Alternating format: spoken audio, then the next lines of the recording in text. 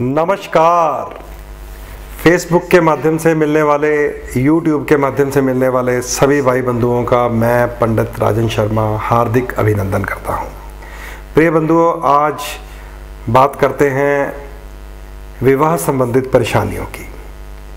हमारी जो जन्म पत्री का सप्तम भाव होता है उसे विवाह का भाव कहा गया है, पति या पत्नी का भाव कहा गया है। 7th house is a house of companion और मैरिज लाइफ। अगर हमारे सप्तम भाव में राहु या केतु जैसे खराब ग्रह हों, शनि महाराज का वास हो, सूर्य जैसा क्रूर ग्रह हो, मंगल सप्तम भाव में बैठकर हमें मांगलिक बना रहा हो, या हमारे लगन का शत्रु ग्रह सप्तम भाव में आ जाए, या छठे भाव का, 8वें भाव का और 12वें भाव का स्वामी सप्तम भाव में आ जाए, या सप्तम भाव का स्वामी छठे, 8वें, 12वें भाव में चला जाए, या किसी शत्रु ग्रह के साथ मिल जाए।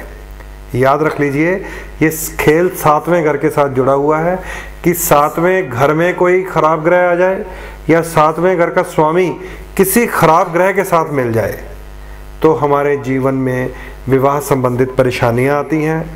अलग अलग ग्रह का अलग अलग प्रभाव होता है। 3 या 3 से अधिक ग्रह सप्तम भाव के ऊपर अपना प्रभाव डाल दें तो शादी भी नहीं हो पाती। जन्म कुंडली के 12वें घर में अगर सूर्य, गुरु और मंगल इकट्ठे हो जाएं, 3 ग्रह, या राहु भी बीच में आ जाए तो शादी नहीं हो पाती। ये बहुत कीमती बातें हैं जो मैं आपको बता रहा हूं, इसलिए अपनी जन्म पत्री अवश्य दिखाएं। अगर आपको विवाह संबंधित परेशानी आ रही है, जीवन साथी से किसी न किसी प्रकार का आपको धोखा मिल रहा है, तो स्क्रीन पर आ रहे नंबर पर डायल करके आप मुझसे संपर्क कर सकते हैं ताकि आपको किस प्रकार सप्तम भाव को ठीक करना है ये जानकारी दी जा सके। इसके अलावा अगर आप विदेशों में बैठे हैं तो आपको मैं एक बड़ा सुंदर मंत्र बताने जा रहा हूँ। ओम क्लीम कृष्णाय नमः। ओम क्लीम कृष्णाय नमः।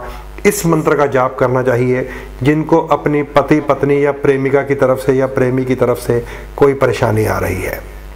अपने पास राधा कृष्ण और गौ, जिसमें गौ माता दिखाई दे रही हो, राधा कृष्ण और गौ का चित्र रखें, मूर्ति रखें, स्टैचू रखें, फोटो रखें, कुछ भी रखें।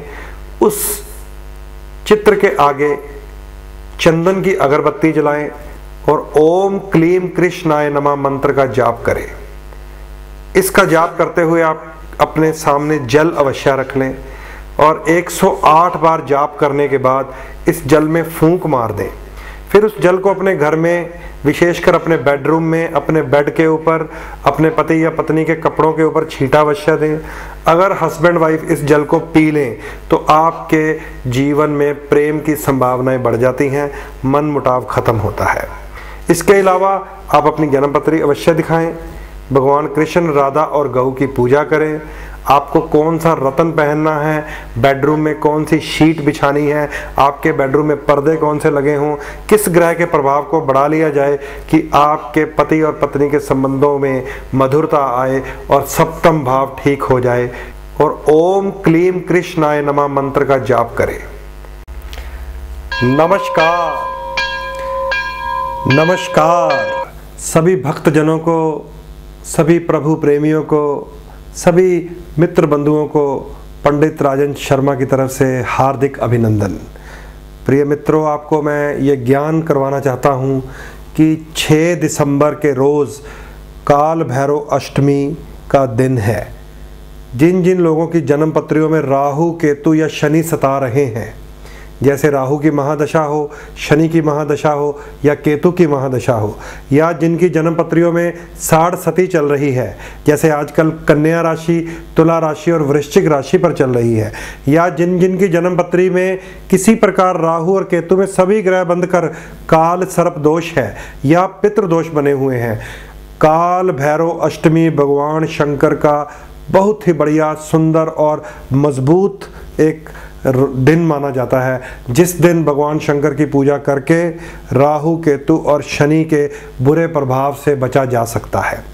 तो आप सब लोग जिनकी जन्मपत्रियों में पितृदोष है या सर्प दोष है या राहु केतु शनि परेशानी पैदा कर रहे हैं, अपने निकट पंडित जी से, ब्राह्मण से, एस्ट्रोलॉजर से, अपने गुरुओं से मिलें, जानकारियां हासिल करें।